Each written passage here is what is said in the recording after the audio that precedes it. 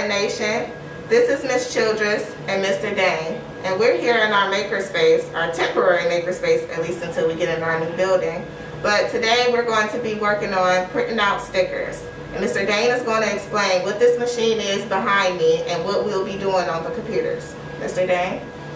So this is a Roland vinyl printer cutter, 30-inch model. It's a 4-color machine that can print and cut a variety of materials. So we're going to be doing some basic stickers today, but you can also use this machine for banners, posters, a lot of specialty vinyls like that can go over windows that are perforated, things of that nature. So we're going to go over to the computer and we're going to bring up a logo and learn how to put a cut line around it and make a row of stickers. All right, Dane. You ready to show me how to make this cut line? I'm ready. So we're going to make 2 rows of stickers. Something real basic, but we're gonna print and then we're gonna cut around it. So we're gonna need 2 pieces of software. We're gonna need Adobe Illustrator to create it, and then we're gonna need VersaWorks to actually send it to the printer. So to start, I'm just gonna open up Illustrator. This is the graphic design software we use for both the vinyl printer cutter and the laser. So when you open up Illustrator, the first thing you want to think about is how big do I want my sticker to be.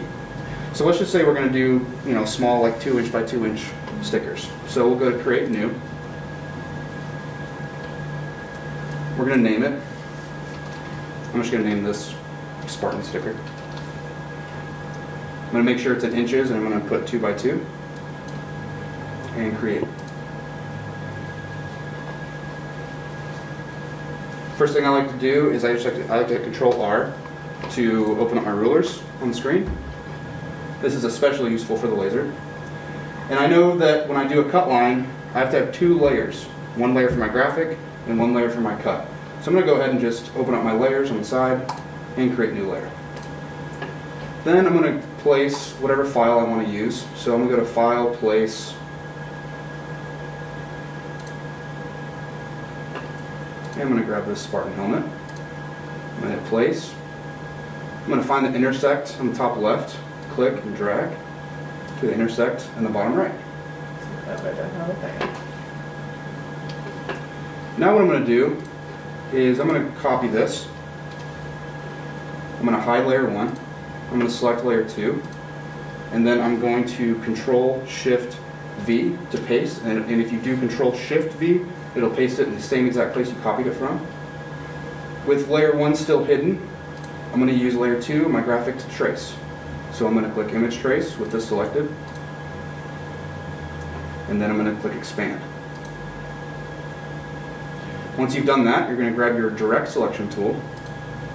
You're going to deselect or just click into the blank space here to unselect everything.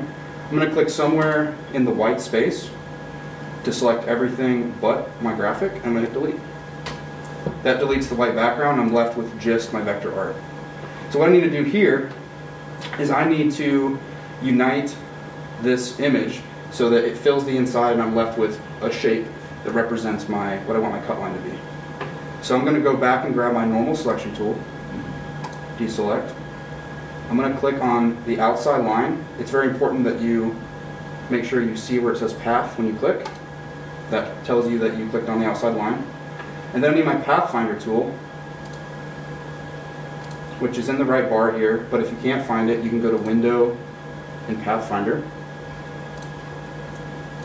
So with the outside line selected, I then go to Unite, and that will give it a fill, which typically is going to be white. So I can come here and give it a stroke.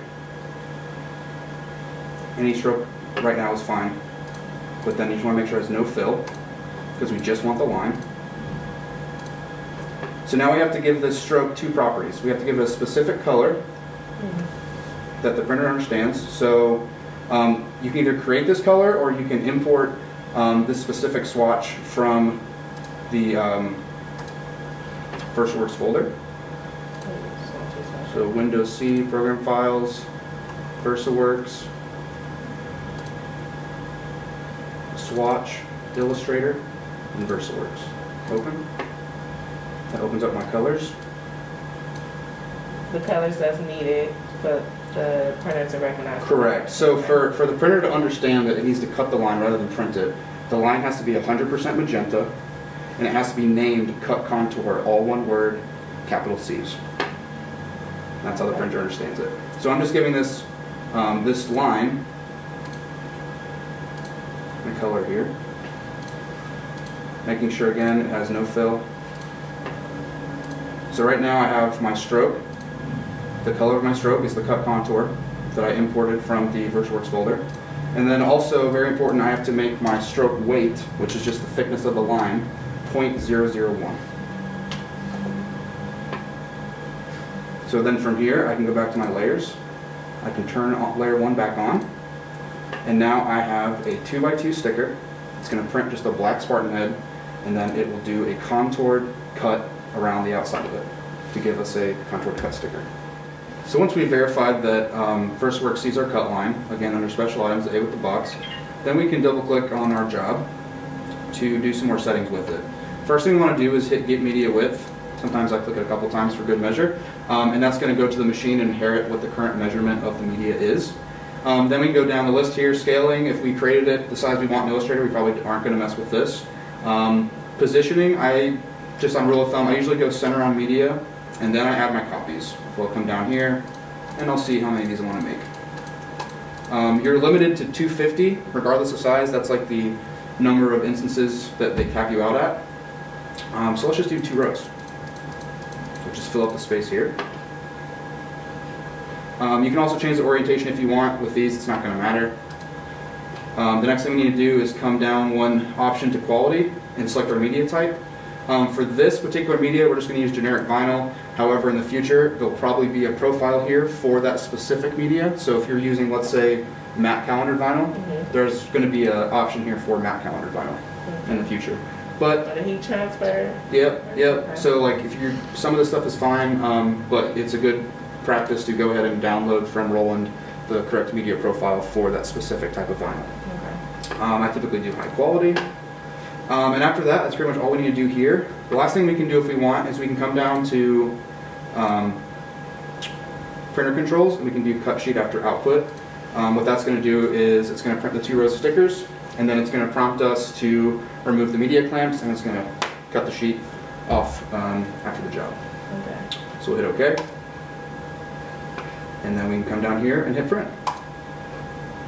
It'll ask you the print count. This is just the number of times you want to run the same job. So we're just going to leave it on 1 and hit print. It's going to process the job, send the data to the printer, and then it'll start printing and it'll appear in our print status. This also tells you how much area it's going to use and how much ink consumption it's going to use. So for example, a job like this is only going to use 1/3 of a cc of ink. Okay. So. Alright.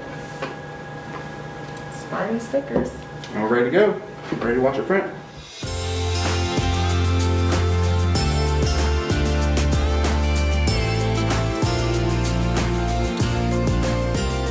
Okay, so our print and cut is finished. So now we're going to remove the media clamps like it says on the screen. So we just lift the front lid. And on the left and right, press down on the tab. Pull these out. Close the cover. Stickers. And just hit enter. And the cutter assembly will go across. It'll come back, it'll cut the sheet, and then we'll want to put these back in, as these hold down the edges of our media. We'll take our stickers out.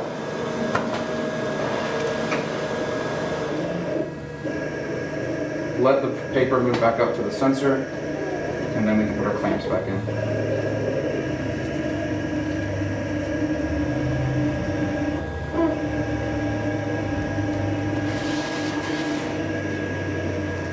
Stickers.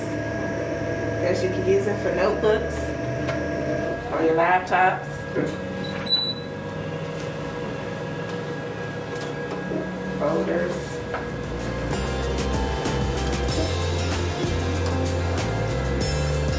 And that's it. We're ready to print our job.